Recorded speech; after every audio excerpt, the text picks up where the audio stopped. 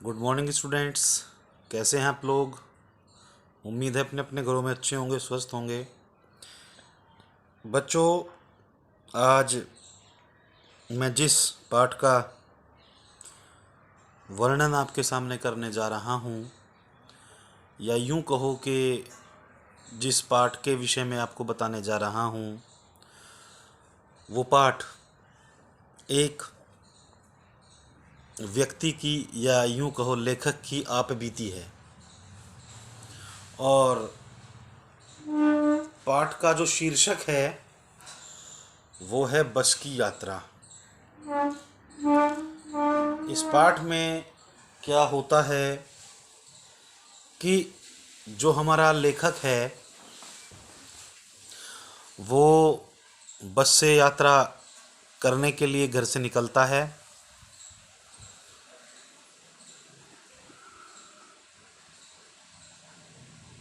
अपने कुछ मित्रों के द्वारा,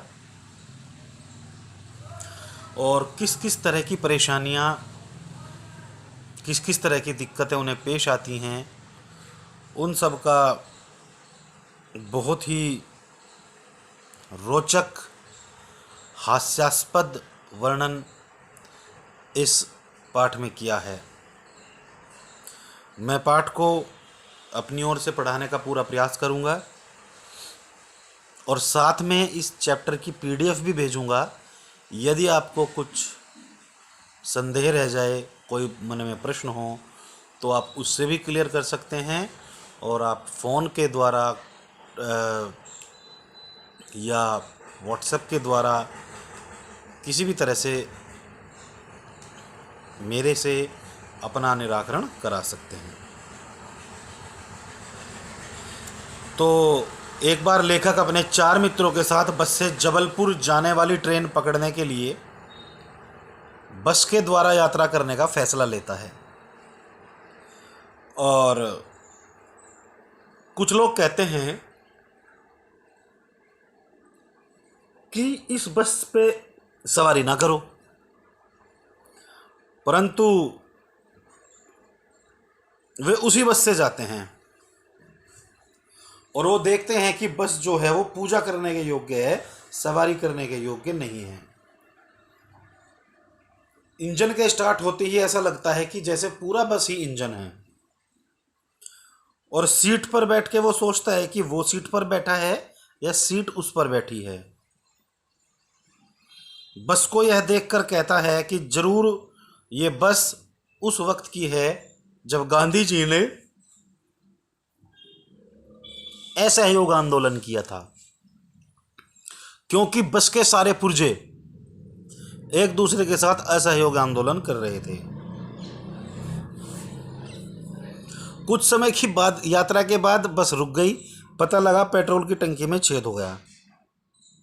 ऐसी दशा देखकर लेखक सोचने लगा कि इसका तो स्टीयरिंग भी फेल हो सकता है या ब्रेक भी फेल हो सकते हैं। आगे पेड़ और झील को देखकर ये सोचता है न जाने कब टकरा जाए या गोता लगा ले झील में। अचानक बस फिर रुक जाती है। आत्मग्लानि से मन भर उठता है और विचार आता है कि क्यों इस वृद्धा बस के ऊपर वो सवार हो गए। इंजन ठीक हो जाने पर बस फिर चल पड़ती है, किंतु इस बार पुलिया पर पहुंचते ही टायर पंचर हो जाता है। अब सब यात्री समय पर पहुंचने की उम्मीद छोड़ देते हैं तथा चिंता मुक्त होने के साथ हंसी मजाक करने लगते हैं। अंत में लेखक डर का त्याग कर देता है और आनंद उठाने का प्रयास करता है और स्वयं को उस बस का एक हिस्सा स्वीकार करता है, और जितने भी मन से भय होते हैं वो भी निकाल देते हैं। बच्चों, इस बस के यात्रा के माध्यम से मैं आपको कुछ समझाना चाहता हूँ। क्या समझाना चाहता हूँ कि हमारा जो ये जीवन है ये भी वास्तव में बस की यात्रा के समान ही है। और कई बार हम ऐसी सिचुएशन में फंस जाते हैं और ज़रूरत से ज़्यादा तनाव, ज़रूरत से ज़्यादा खीज एक दूसरे के ऊपर निकालते हैं, या यूं कहो कि बात बात पर झल्लाहट, बात बात पर परेशान हो जाना, हाइपर हो जाना, ये हम अपनी आदत में रखते हैं। जबकि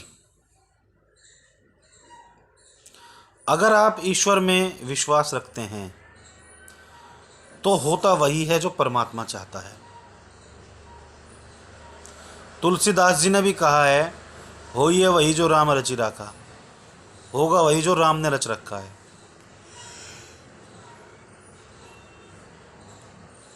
आप स्वयं देखो,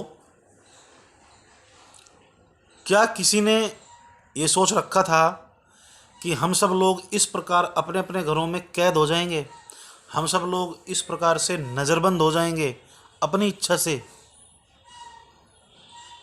नहीं सोचा था। क्योंकि आदमी सोचता है, और सोचना भी चाहिए, लेकिन आदमी के मन में केवल और केवल कर्म हैं, फल नहीं। जिस प्रकार लेखक ने कर्म किया कि भाई वह जो है बस के द्वारा जाएगा, लेकिन पहुंचेगा या नहीं पहुंचेगा ये फल देना परमात्मा का कार्य है। दूसरी बात, कैसी भी स्थिति हो, कैसी भी परिस्थिति हो, अगर व्यक्ति मुस्कुराता है, धैर्य रखता है, तो उसका समय तो कट ही जाता है, साथ में उस परेशानी से निकलने का उसे रास्ता भी मिल जाता है। और मैं अपने व्यक्तिगत जीवन की यदि बात करूं तो मैंने खुद कई बार इस प्रकार की कंडीशन, इस प्रकार की बातें फेस की हैं जिनमें ऐसा लगता था कि मानो यार बात बनेगी ही नहीं। प्यारे बच्चों, धैर्य, पेशेंस और अपने आप को शांत रखकर यदि आप सच्चे मन से उस परेशानी से निकलने की सोच रहे हैं, सोचते हैं, तो अवश्य ही आप उस जो परेशानी है उससे निकल जाएंगे। और इस पाठ का उद्देश्य भी यही है कि हम कभी भी किसी भी परिस्थिति में अपने आप को विचलित ना होने दें। क्योंकि अगर व्यक्ति विचलित होता है तो वो अपना तो नुकसान करता ही है, साथ में सामने वाले को जो उसके साथ है उसको भी ढंग से नहीं रहने दे पाता। तो मेरा आपसे, आप स्टूडेंट हैं और जीवन की यात्रा अभी आपने शुरू ही की है, आपको बहुत मंजिलें प्राप्त करनी है। मैं आपको आज ये एक मंत्र देता हूँ कि अपने जीवन में समस्याएं चाहे कोई भी हो, कभी भी धैर्य का त्याग ना करें। आप लोग तो फिर भी सामान्य, हम लोग तो फिर भी सामान्य पुरुष हैं। भगवान जो श्री राम थे, विष्णु के, नारायण के अवतार थे, उन्हें 14 साल वन में भटकना पड़ा।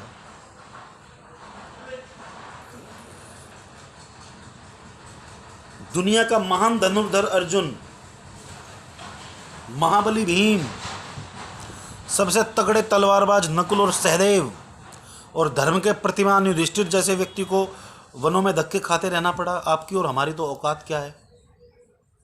परेशानियां is the part of life और इनसे निकलना द आर्ट ऑफ लाइफ। तो आज की वीडियो में मैं बस इतना ही कहूँगा कि धैर्य रखें, शांत मन से सारी चीज़ देखें। पाठ के प्रश्नोत्तर आदि अन्य सभी चीज़ अगली वीडियो में। तब तक के लिए घर में रहिए, सुरक्षित रहिए।